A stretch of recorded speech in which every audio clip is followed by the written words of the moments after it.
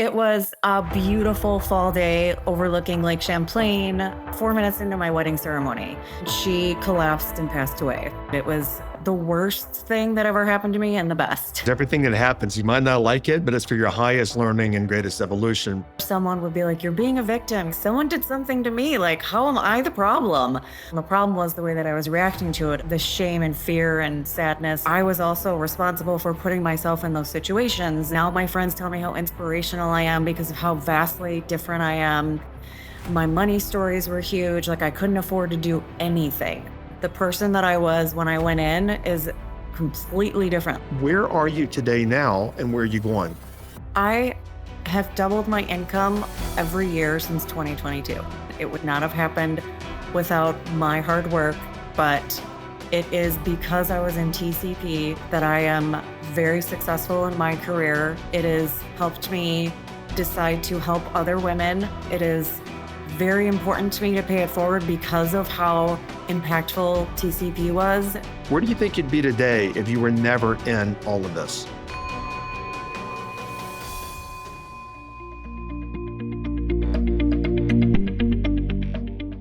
You're listening to the Transform Your Life from the Inside Out podcast. This is another addition to the Transformational interview series. Today, I'm actually visiting with Gail, a former TCPer, and we're going to talk about how she's literally changed her life in the last couple of years. And something I really want to touch on my time with her, and this applies to a lot of people, though we don't know it. Gail found herself in victim mentality. We're going to talk about what that is and how to get out of that. Keep listening. So Gail, thank you for being here today, and it's nice to see you. Thank you, Jim. Yeah, absolutely. When I heard your story, and of course, when you were in TCP, we probably had about 500 people or thereabouts in TCP at that time. There's a lot of you guys, and I get to know you because of my interaction with you. But when I ask for personal stories, you give me testimonials, or when I talk about podcast guests, you share your stories. And I think a lot of people listening will be able to relate to your stories because you said you had some significant issues with money, and 80% of people have challenges with money. And you also said, which we'll dig into, that you were in big time victim mentality. So let's just dig right in. And by the way, tell people what you do. I am a commercial insurance agent and an entrepreneur. Commercial insurance and entrepreneur. You live in Chicago, the Windy City. Okay. Windy City. And we'll talk more about this as we go. So you would mention before we started about what led up to TCP. What was that word that you used about pre-TCP? My tragedy or PTSD or the catalyst that led me into That's the word. Okay, so what was the catalyst for you enrolling?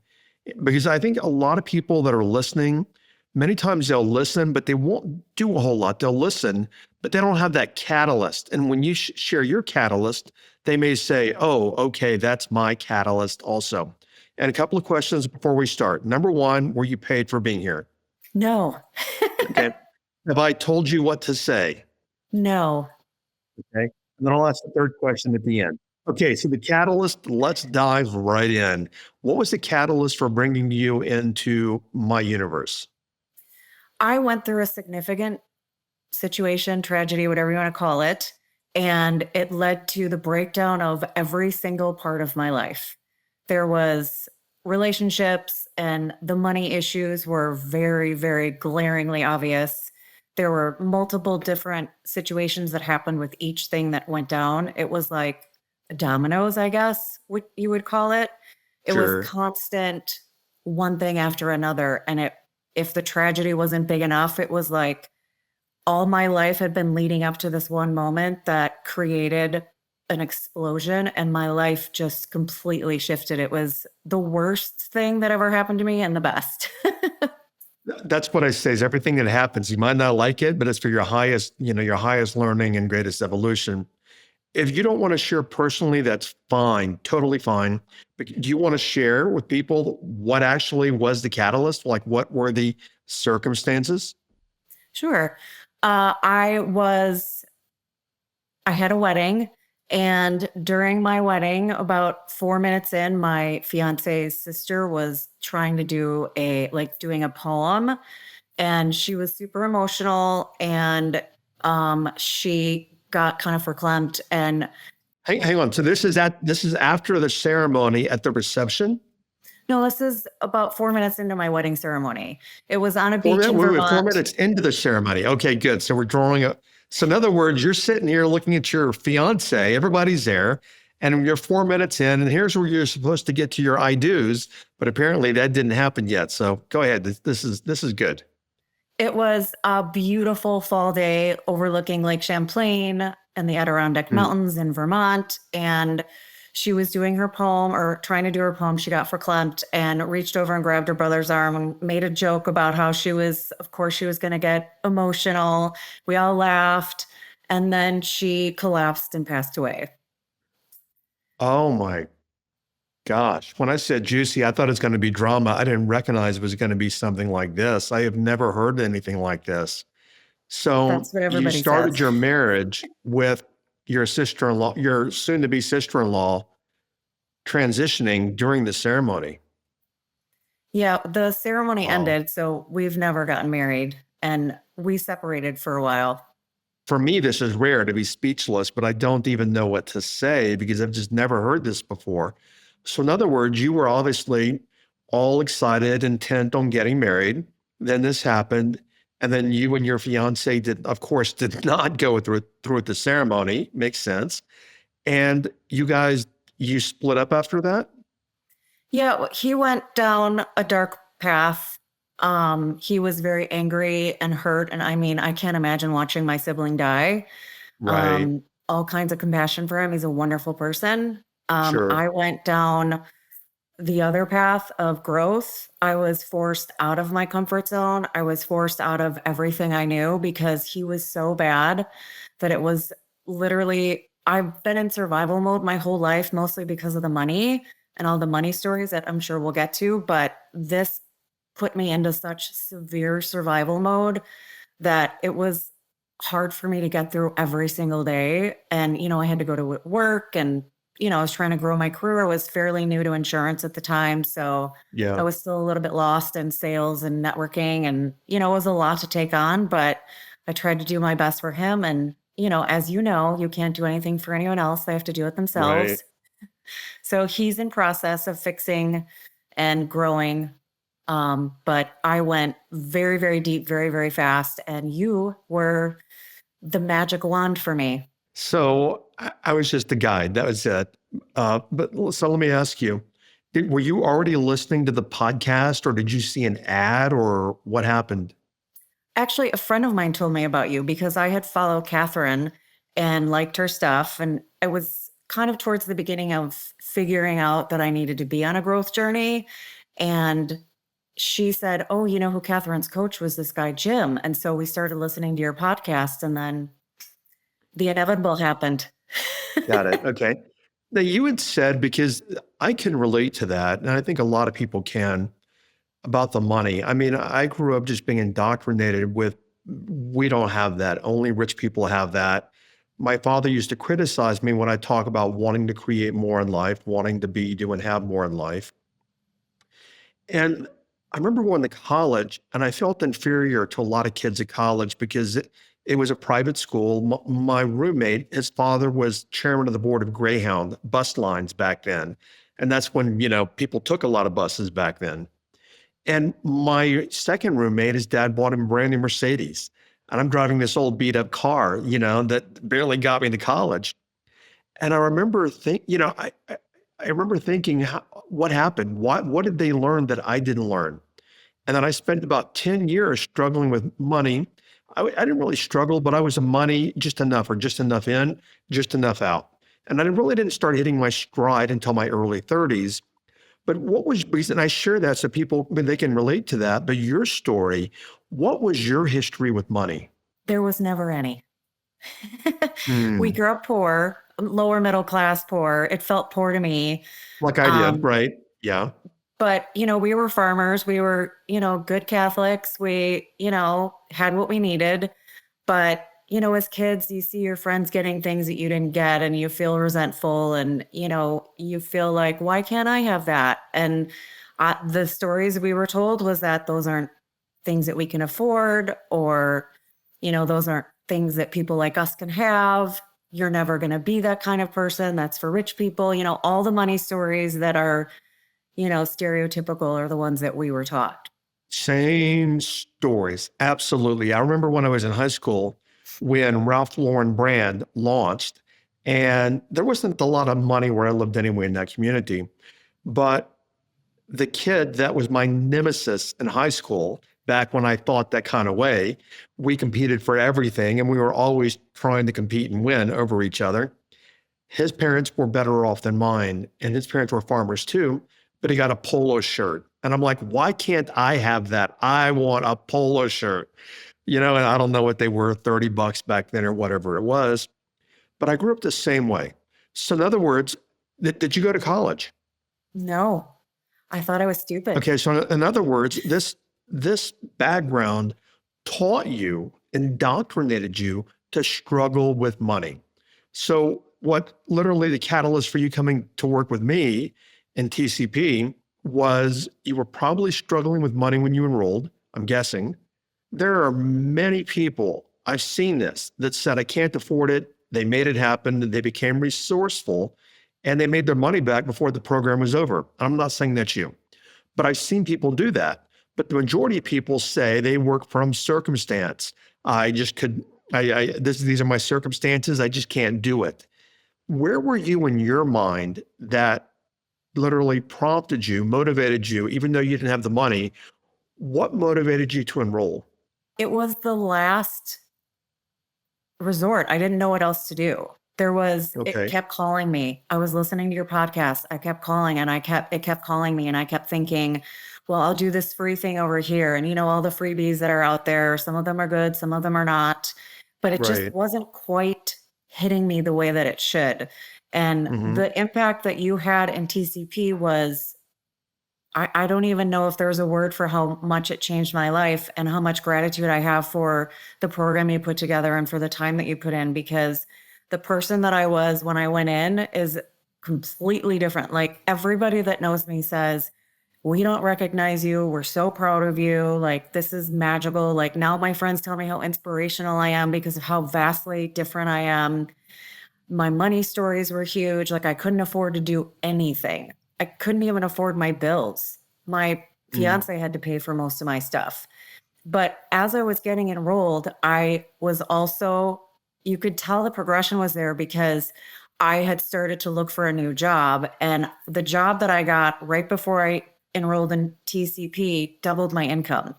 And I swear to God, it was because I pulled the trigger on TCP. It was like almost instantaneous that the universe was like, oh, okay, you're serious. Here you go. That's an interesting point that you make because a lot of people don't think that way. I've learned from Don Javier that we live in a universe of no mercy, meaning what you put out is what the universe gives you back. There's no mercy. Like, well, you put out some bad crap, some bad energy, some bad thinking, so to speak, when I say bad. And the universe doesn't say, but you know what? We're going to give you a get out of jail free card today. So it doesn't matter what you did yesterday. What you do today and what you put out is what you get back. And you said it in a way that I've heard very few people say it, but you might have seen, and I've seen thousands of people do this in TCP, exactly what you did. And they said pretty much the same thing, that they were shocked at how their clients had dried up. And I'm not saying for anyone that will enroll later, this will happen. I don't know what's going to happen, but they will say, once I took that step to better myself, things started opening up right away. So let's do this. People listening, let's share some more with them. What were things that were sticking with you as we were going through TCP? Can you take us through some of your transformations, epiphanies, favorite quotes, favorite experiences, any of that? The values that you taught were revolutionary. Revolutionary, what's the word? Yeah. Either one, they're a revelation, but they're also revolutionary. Okay. Yes, both. Yeah. It was something that I just thought I had a grasp on what my values were. But like you explained, once I did it, they changed. And they've changed. You knew your moral values, but you didn't know your subconscious values, right? Right. And generally, we live our subconscious values. Mine are, grew up on a farm, do not lie, do not cheat, do not steal. My parents would beat the shit out of me if I did those things. And my dad was pretty brutal about stuff like that. but I didn't recognize there are other values that contribute to my success. So you were the same way, and many people listening, oh, I don't need to do any work on values. I know what's important to me, but they don't know what's driving them. What came out of that for you, if you can recall, in the values week? I thought that wealth was my top value and it was nowhere near the top. My top Mm, value was, um, I believe, if I remember correctly, it wasn't anything that I was intentionally putting there. It was scarcity, lack, keeping myself safe, all of those things that I thought I was using in a different way than I actually was, which of course, when you go through your program, you learn all of the tricks your mind plays on you. yeah. Don Javier over the years, he's been as a mentor to me and a guide to me and those that work with him. He's often said, hey guys, I point out very kindly and very lovingly, you're doing A, B, C, and D. And you say, no, I'm not doing A, B, C, D, and E. I'm not doing that. And then he goes, when I show you you're doing it, you're like, oh, I am doing that. And then what many people do is when he turns the corner, so to speak, they go right back to the old values again, doing that stuff over and over and over again. All right, so the values is a big one, which is why we start TCP with values. Well, and this is vital. I was coaching James Wedmore one time, big online entrepreneur. He had conflicting subconscious values when I was coaching him. One value, and I love James, he's a friend, he's a family member, so to speak. James, his highest values, number one, were commitment, but his other higher co-value was freedom. And he was committed to his business, but he wasn't building it. Why? Because if he built it, that was going to take his freedom away. So he had two subconscious values in conflict. So you started understanding your values. What else popped out? I mean, there was a lot. We spent 13 weeks together. What else came for you? Victim mentality. I didn't even know I was doing it. It Wait, was okay, so instead of me explaining, will you explain to people listening what you understand now as being victim mentality? sure. When I remember someone would be like, you're being a victim, you're being a victim. And I'm like, someone did something to me. Like, how am I the problem? But Yeah. it was, that really wasn't the problem. The problem was the way that I was reacting to it and the way that I was sitting in the shame and fear and sadness and whatever was coming out of the problem that happened. And it was like, woe is me and poor me and look what they did to me and like all of these things, which, yeah, it sucked that those things happened. But I was also responsible for putting myself in those situations. And, all of the revelatory things that you taught us were like magic. And I felt honestly a little bit ashamed and embarrassed for a while because I was like, oh man, I didn't know I was doing that. It was, I, I also have to tell you, Jim, the first few weeks were so triggering. I was Yeah. like, what the hell is going on here? I But do it that was, intentionally. I know you did say that. Yeah. But it was, I wouldn't have changed it. It was, I'm telling you, You amazing. remember I said before there's a method to my madness. Don't question the process, just do it. And you're going to cuss at me and you're going to yell at me and you're going to be cussing behind my back at me. I get it. It's part of the offloading process, offloading your old crap. So it's very, very normal. And the very first TCP, Nicole said, her name is Nicole Pearson. She said, if you're not crying or screaming or yelling at Jim, you're not getting your money's worth. So, because it's my job to help you bring that stuff out of you so you can see it. Okay. So, what I tell people is this victim mentality is blaming, meaning, like you said, Gail, it's not about me. You did this. You did this to me. You did that to me. That is victim mentality. Or in addition, everybody that did all this stuff to me and I can't change. It's not my fault. I am where I am. Can you relate to that? That is exactly how I was. And I remember my fiance used to yell at me all the time, stop being a victim. And I was like, what are you talking about? And I got so mad. But then after I went through your courses, I was like, oh, whoops. Yeah, but also what you were doing, I don't know if your fiance noticed. I noticed it just a bit ago. Not only were you being in victim mentality, but the double whammy at that time, not anymore, you were being in self-pity. Oh, poor me. Why you're calling it? Wait, they did this to me. I'm the one that got hurt. Poor me. And then you're calling me a victim? Really? I'm not the victim. I'm the one who got hurt. But now you take personal responsibility and recognize You contributed to being in that process. You contributed to being there, and that's 100% responsibility. What else came to you in our time together? Man, I removed my money mindset, or I changed my money mindset and removed the lack and scarcity. It took me probably after TCP, probably another 6 months to fully eradicate it. And it's something that I still have to work on. However, I kept listening to your podcast. I would go back into different sections and obviously other mentors and just constant work on myself to remove that lack and scarcity because, like you said, it was money in, money out, just enough. And I would just say I didn't have it. There was nothing I could do. And then there was a lot of the victim mentality around money. And when I removed the victim mentality, I started taking a responsibility for how I was showing up at work and what I was doing at work. And not that I wasn't a good employee, I just wasn't doing the right things. I mean, you used Mhm. to teach sales and marketing to people, like, some of the processes that people are doing seem like they're working, but they're really fighting against you. And I was doing a lot of those because I didn't know any better. When I think about money, what started changing for you? How did you start being different with money? I don't like this word, but I'm going to use it for vernacular. People understand the word mindset. How did your money mindset change? Can you think of anything in particular about something you shifted, a foundation, and things started shifting from that money foundation? I had another terrible situation happen. Not as bad as the wedding.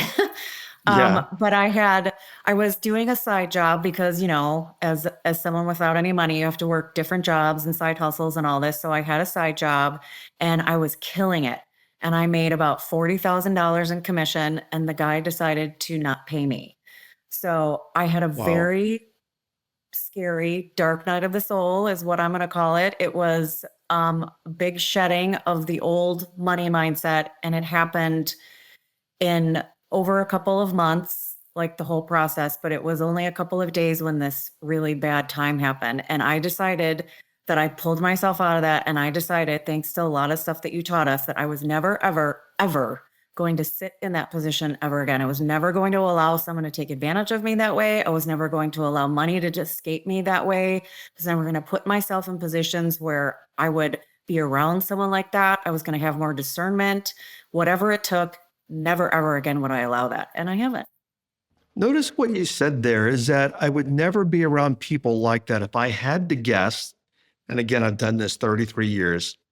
Okay, there are a couple of things that came out of your experience. Number one, I'm not sure you noticed, you proved to yourself that you could make $40,000. That's a victory. But what you did is you proved it with the wrong people who took advantage of you and stole from you. And you probably got in the business with those people because maybe some desperation was like working in the background that said, oh, don't notice it, don't say anything, don't rock the boat, it'll be okay. You delivered and they didn't deliver. So the lesson there could have been, okay, now I know I can make the money, but you know what? I've got to work with the ethical people who will honor their end of the bargain as well and not take advantage of me. Is that a fair statement? Very fair. I was in such scarcity at that time because I was in that situation with my fiance where he was in such a dark place that I didn't know if I was going to have a place to live at any given moment. So I was Hmm. desperate to make money and I was still living in those old mindsets and it was just an ugly period. But having worked through it, in that moment, I decided that it didn't matter if I was going to get thrown out of my house. I had great friends, I had a great support system. I could find somewhere to live. I would figure it out. I'm a very resourceful and very resilient person. So I just decided and changed. You know what's interesting about that comment? I think it's a very profound one, and that I have to record next week's podcast because we do 2 episodes per week right now, and I've got to record that after our time together today. And the topic is resourcefulness. And really, I mean, I'm not hiding anything. It's because so many people want to be in TCP, but they won't be resourceful enough to enroll. And they will work by circumstance, exactly what you just talked about. I can't have it, so I'm not going to do it. Bullshit. Figure it out. But there's something that dawned on me. resourcefulness has always been second nature to me. I've always had to figure things out. And I'm wondering, with your background and mine, I grew up on a farm. We didn't have money. When I wanted something, I had to figure out. When I went to college, my dad said to me, well, I can't afford school. So if you're going to go to college, you got to go into the army or you got to do something. You have to figure it out. Well, I figured it out. I went to college and graduated 2 degrees in 4 years. My point is, it's never been an alien concept to me. And I wonder if it's because how you and I both grew up where we had to figure things out. We didn't have money. We had to figure it out. And the scenario you tell me about your fiance, you might not know where you're going to live and you have to figure it out. Have you recognized over the years that everything can be figured out? Yeah.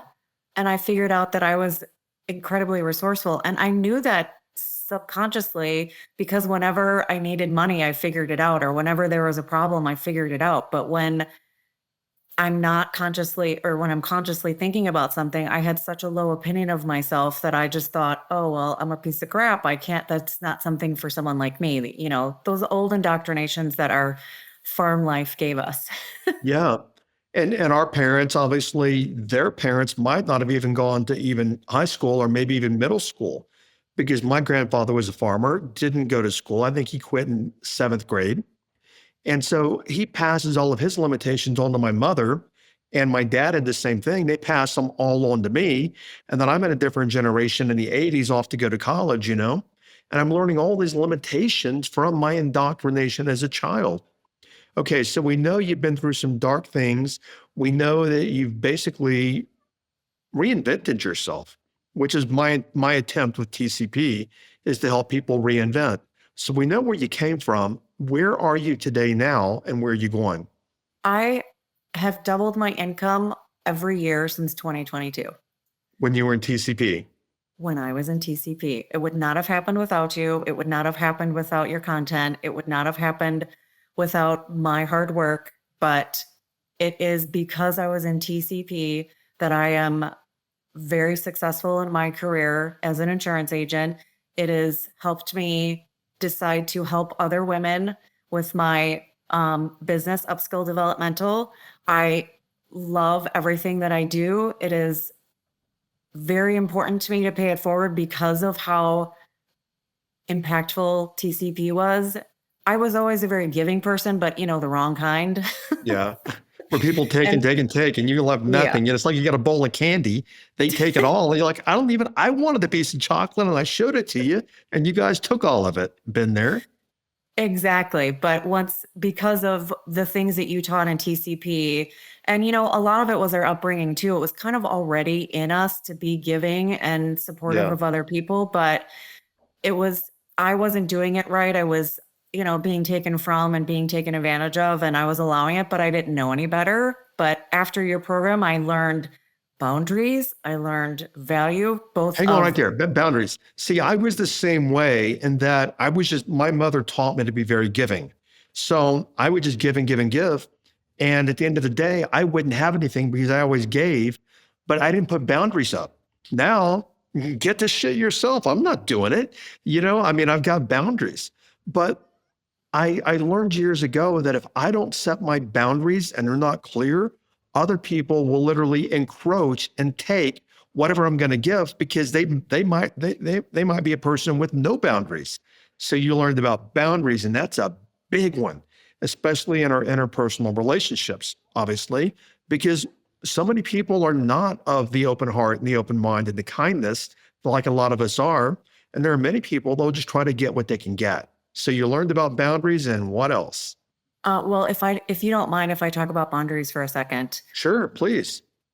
When I started implementing boundaries, it was like people self-selected out of my life. It was so easy. Yep. And when I put boundaries in place, people just adhered to them because of the energy that I was behind it. There was just no nonsense. Like, I'm not dealing with that. Yep. And people were like, okay, I don't want to be around that anymore. And I was like, good riddance.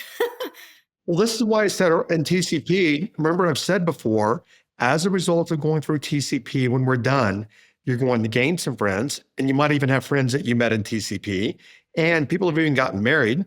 And I've said many of you are going to lose friends.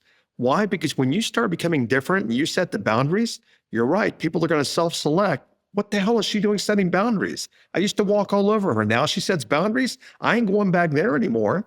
So you basically, literally, energetically cleaned up your life and brought the right people in by setting boundaries. Is that a fair statement? Right people, right experiences, all the things. Wow, that is amazing. What if somebody said to you, and especially with where you come from, they hear your story and I didn't pay you to be here. I didn't beg you to, I didn't tell you what this, none of that, because I wanted to be very organic. And again, somebody once accused me after they went through TCP of paying people for all the testimonial videos that people shoot. I've never paid anyone and I've never told people what to say. Many people have your same kind of story.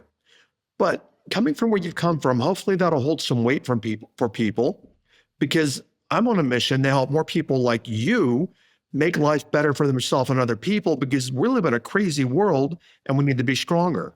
What if you're sitting across from somebody, Gail, and they said, Gail, I've seen amazing changes in you and you talk about TCP, but I can't afford it. There's so many things I would say. I mean, I would tell them to find their resourcefulness, because there's always a solution. There's always a solution. And I would tell them about all of the wonderful things I learned. And one of the things I learned was self-worth, and having self-worth helped with boundaries and helped with my values and helped with my money mindset. Like I can't talk about it enough. I would just sit there and probably talk to them until they were like, fine, I'll just sign up. Here, I'll enroll. Just leave me alone. Okay, already. I get that completely. Another question here, then I want to talk a little more about you. I already know the answer and you know the answer, but I just want to solidify it. Where do you think you'd be today if you had never enrolled in TCP and had my and the coach's mentorship and the community, which is huge? As you know, the community is the backbone of what we do. Where do you think you'd be today if you were never in all of this?